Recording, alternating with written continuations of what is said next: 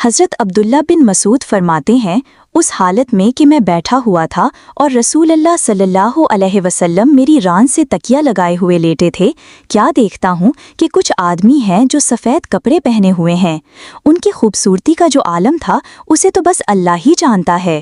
وہ میرے پاس آئے اور ان میں سے کچھ آدمی تو رسول اللہ صلی اللہ علیہ وسلم کے سرہانے بیٹھ گئے اور کچھ آدمی آپ کے پیروں کے پاس بیٹھے گئے۔ پھر انہوں نے آپس میں کہا، اور ہم نے کبھی کوئی بندہ ایسا نہیں دیکھا جس کو اس نبی صلی اللہ علیہ وسلم کے مثل دیا گیا ہو۔ ان کی آنکھیں سوتی ہیں اور دل جاگتا رہتا ہے۔ پھر کہنے لگے، ان کی کوئی مثال بیان کرو۔ ان کی مثال ایک سردار کے مثل ہے جس نے ایک محل بنایا، پھر اس میں ایک دسترخوان بچھایا، پھر لوگوں کو ان کھانے پینے کی چیزوں کی طرف بلایا جو اس دسترخوان پر رکھی گئی تھیں۔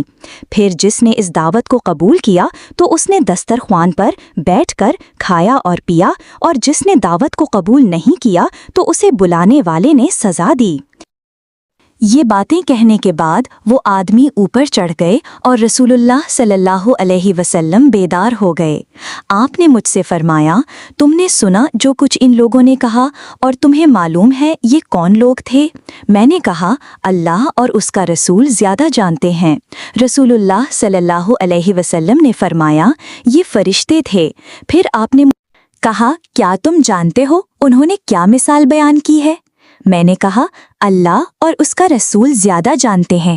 آپ نے فرمایا، جس کی مثال بیان کی گئی ہے تو وہ تو رحمان ہے، اس نے جنت بنائی اور اس کی طرف اپنے بندوں کو دعوت دی۔